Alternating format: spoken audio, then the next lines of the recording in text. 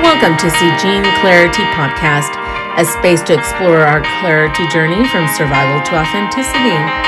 I'm Jean, and here we dive into the raw truths of breaking free from the expectations we've grown up with, rediscovering our voices and thriving after life's challenges. But this isn't just about my story. It's about life, from relationships and self-discovery to the messy, beautiful questions we all face. No topic is off limits here. So if you're ready to embrace courage, healing, and living life on your own terms, you're in the right place. Let's connect. Let's grow. Welcome to the journey.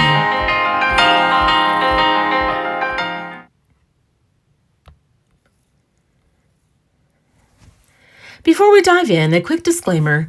This podcast is for informational and inspirational purposes only. I'm not a licensed therapist, counselor, or medical professional, and the content shared here is based on personal experiences and insights. If you're facing significant challenges, please seek the support of a qualified professional. Remember, your journey is unique, and you deserve the care and guidance that is right for you. Well, welcome. I'm excited to have you here again to listen to my podcast. Today, the title is The Empath Awakening, How to Heal Your Heart Without Losing Your Soul. And this is just a beginner's guide. If you ever felt everything too deeply, struggled with boundaries, or questioned why you attract emotionally draining people, this episode is for you. In this deep healing and grounding conversation, we explore what it truly means to be an empath, how trauma and conditioning can intensify your sensitivity, and why lack of boundaries can lead to burnout, resentment, and self-abandonment. This is your starting point, not to shut you down. Your empathy, but to protect it, honor it, and rise through it. Inside this episode, signs you may be an empath, the hidden wounds behind overgiving, how shame and conditioning keep you stuck, beginner steps to reclaim your energy, a guided meditation to restore your emotional body. You're not too much. You were never meant to carry the world alone. Hey, beautiful soul. Welcome back. Gene Clarity here. Tonight's episode, or this morning's episode, is a soft place to land.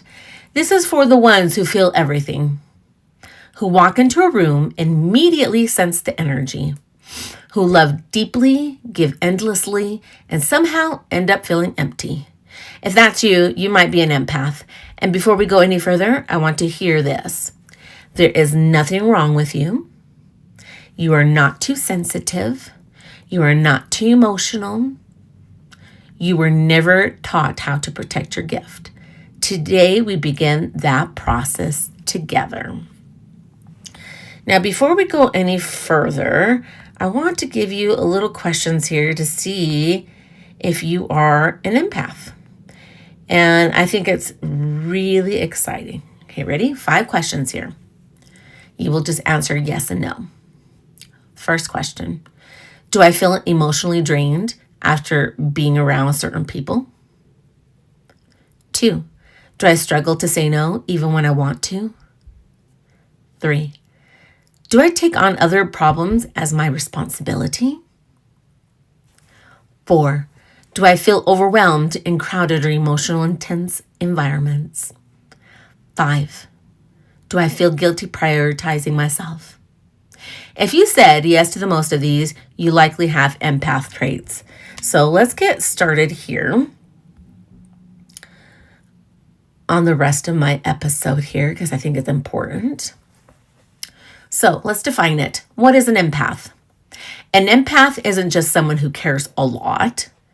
An empath feels other people's emotions as if they are their own. You know how there's times when somebody cries or is angry, fearful, you name it. I feel it right away. And it's like I'm in their shoes. It's interesting. It's something that I battled, I guess you would say, since I was a child because I didn't know how to explain it to others. I just thought it was very interesting that I could feel their presence in me.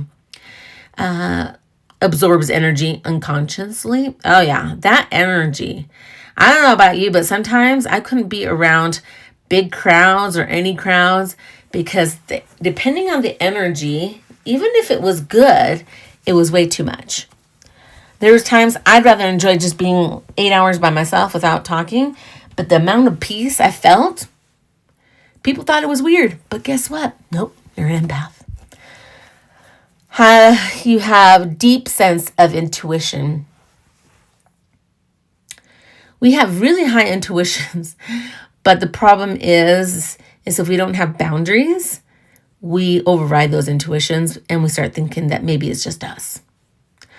Often becomes the safe place or space for others.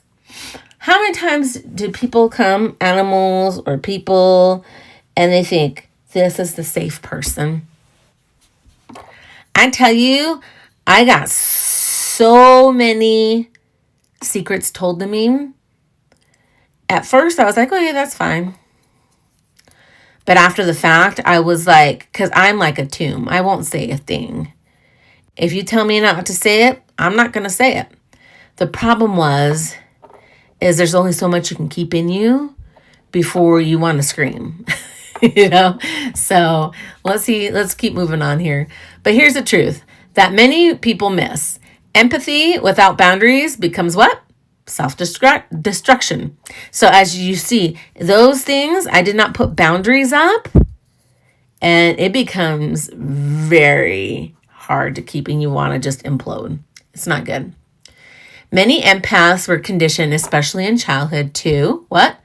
Read emotional environments for safety. How many times did you go to school and you're like, oh, is the teacher feeling mad, happy? What is it? Because whatever they are feeling, that's how I'm going to ace the class. At least for me, that's what I did. I read the room. I read the teachers, and I could always tell by the way they spoke how I can make it through class without them yelling at me and how I can ace the class. That's how good I was. We would avoid conflict. Oh yeah, we'll avoid conflict like the plague. Except now that I'm healing, I might bring it on. But I have to be very strategic. Because like they say, not every fight you should attend to, right? Earn love through caretaking. Oh my goodness. I thought I had to caretake everything from the blade of grass to the sky. Because if I didn't love through caretaking, how are they going to love me? I know you're going to say, oh, I'm so sorry that people put you in this type of position, but I have a really great childhood. People loved me. You know what? It's there. Think about it. Give it a good thought.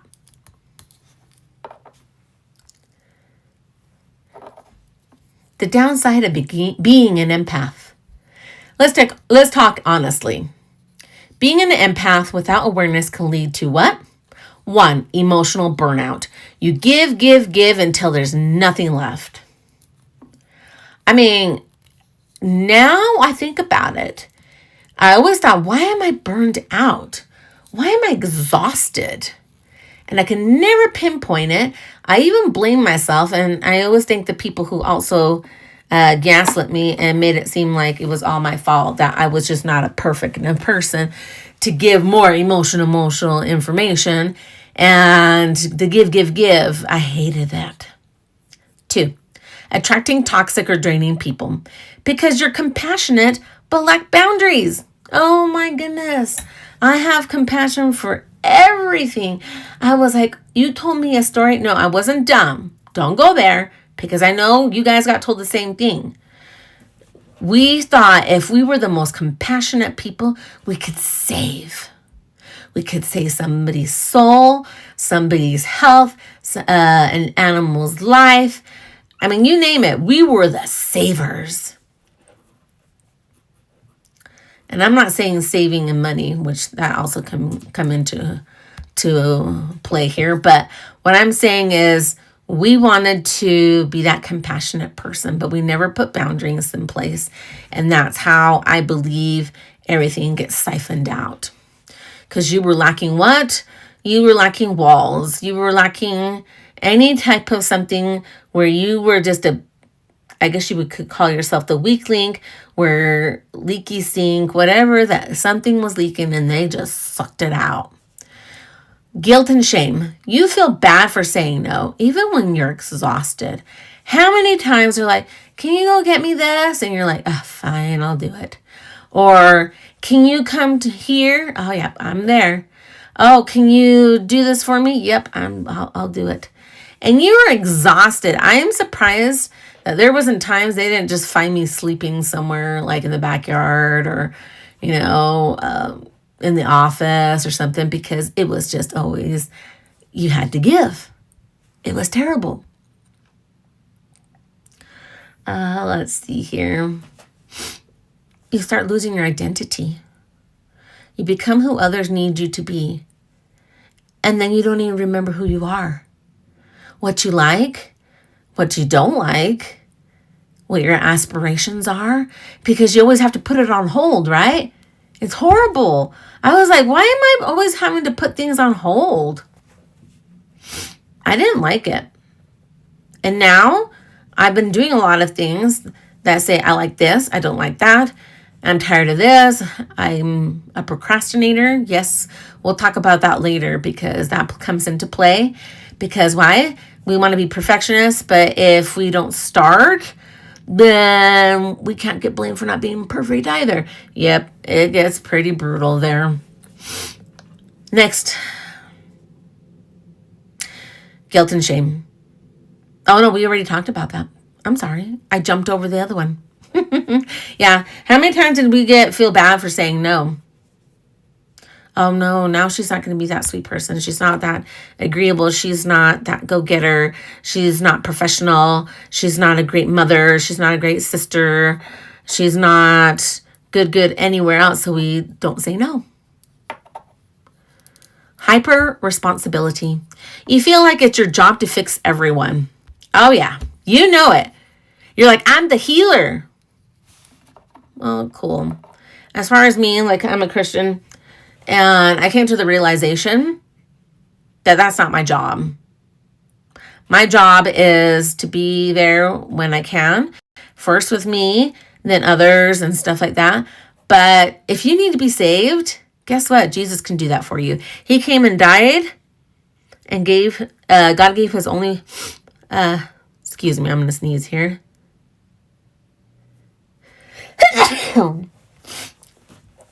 Allergy season. And yeah, we're pretty real on this podcast. It's live as for me, so I don't mind talking. If I have to sneeze a little bit, it happens. But then, of course, I lost my place. Oh, yeah. We have to fix everyone, right? There was times where I felt bad and I felt like I had to help all these certain people. And then I remembered I got told by a medical professional saying, hey, they're adults. You don't have to fix them. They can do that on their own. And now I think about it to this day and I figure, oh my gosh, how could they? How could they leave all that to me so I have to do it? I am amazed at how far I got in life trying to fix everyone. And I don't know about you, when you're married and you have issues, they always expect you to fix everything. Fix the kids, fix the car, fix the lawn, fix the house, fix your job, fix how I feel, fix how I don't feel. I mean, it was fix. And here's the hardest truth.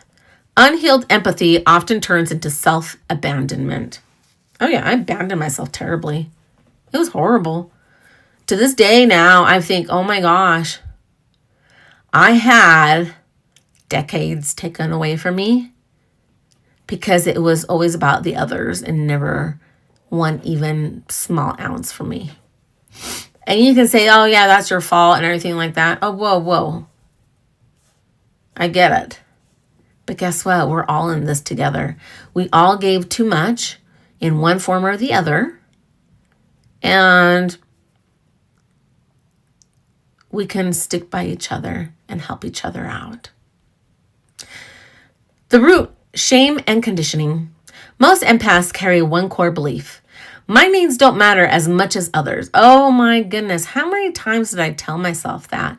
Other people mattered. And even to this day, sometimes I'm like, that person matters more than me. So I'm going to keep quiet. I still will see myself falling back into that old path. And then I say, whoa, wait a minute. I'm just as important. Everybody's important in this world just the same.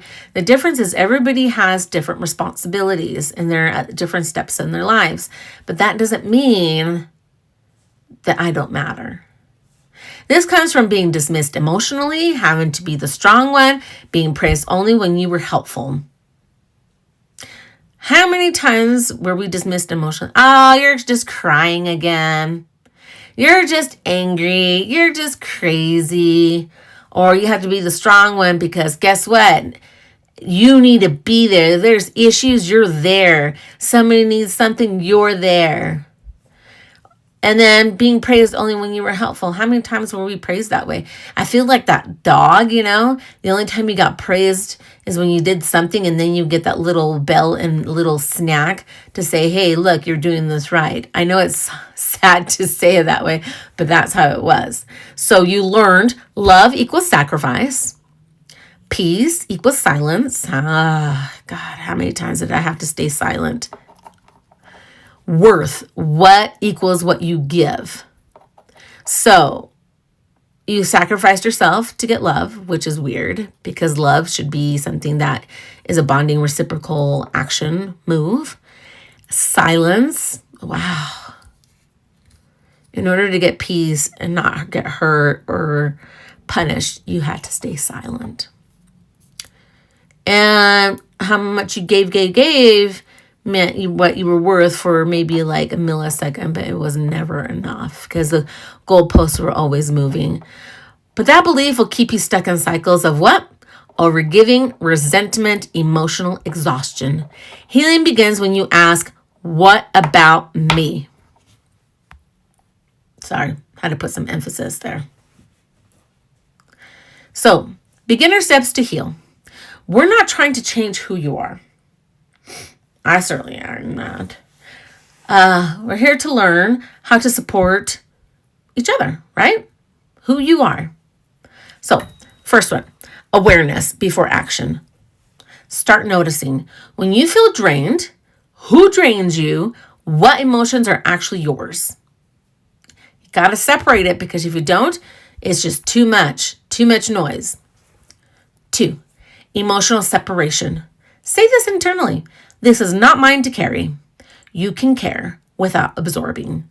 It really is something good. And I've done it recently, in a job area where I was expected to do higher up tasks but with no title or money. I know we've all been there.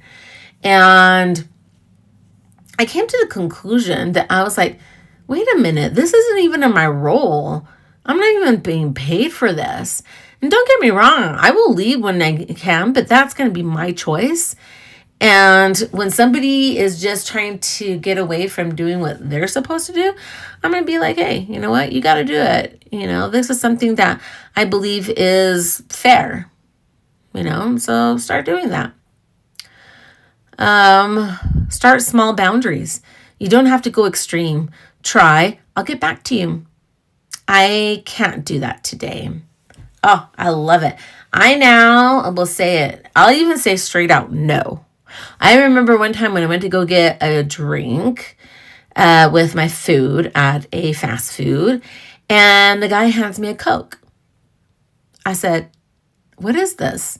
Because I smelled it. It looked weird. I said, this is Coke. And he goes, yeah. I said, no, I wanted a root beer. He's all, it's the same thing. I come from a background of intense customer service. You don't ever tell a customer they're wrong. And I said, no. I said, this is a Coke. I need a root beer right away. And the manager was there and was like, you need to get her drink, right? So they got me my drink and then gave it back to me. As soon as he gives me the drink, he said, how did you know I did not give you a root beer? I said, easily. It looked strange. It wasn't bubbly, and I sniffed it, and he was just amazed because I had used my boundaries.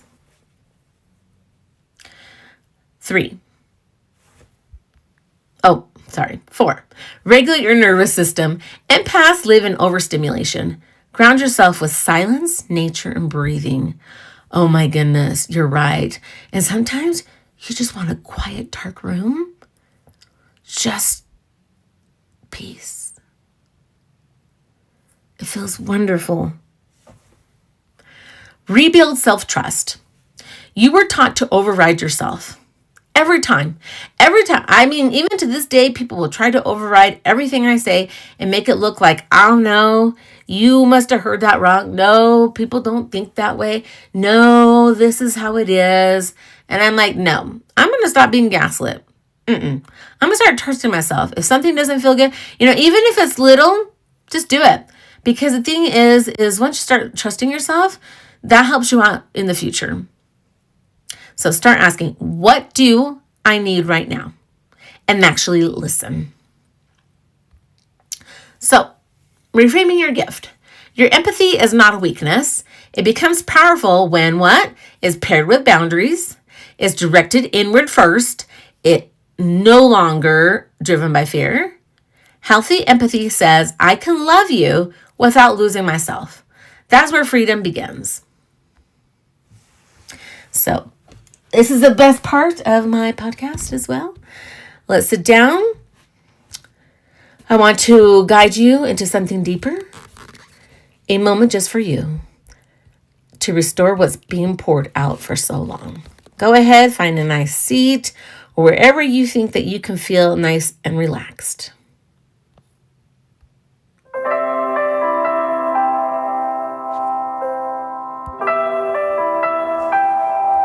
Close your eyes.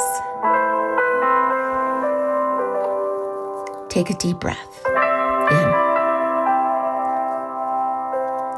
and gently exhale. Again, in and out. Let your shoulders drop. Let your body soften. You don't have to hold anything right now. Imagine yourself surrounded by a soft, warm light. This light is yours.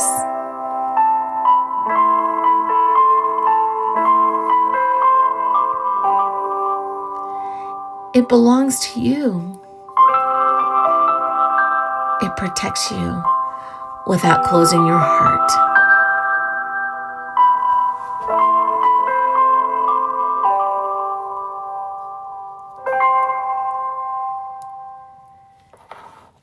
Now gently say to yourself, I release what is not mine. Feel that?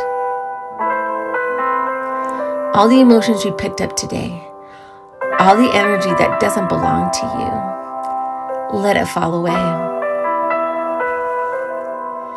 You're allowed to feel, but you are not meant to carry everything. Now bring your awareness to your heart. Place your hand over it if that feels good. Say softly, I'm safe to care for myself. I'm allowed to have boundaries. My sensitivity is a strength, not a burden.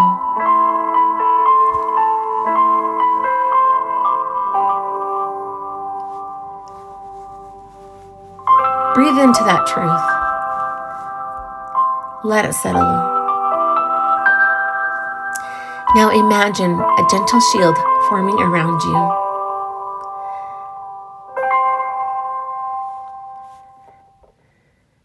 Not to block love, but to filter what enters. Only what is safe, only what is kind, only what is aligned. You're still open. You are just protected. Stay here for a moment. Breathing, resting, receiving. When you're ready, slowly bring your awareness back. Wiggle your fingers, your toes, and gently open your eyes.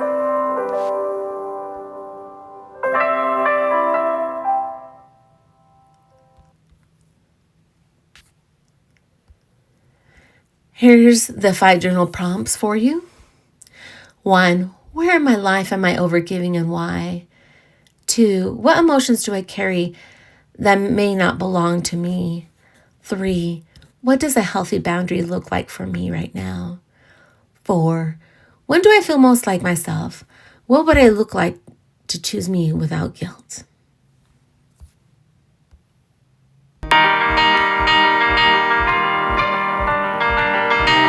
If this resonated with you, this is just the beginning. You're not too much. You've just been carrying too much. And this space, we're learning how to put it down. This is your rise.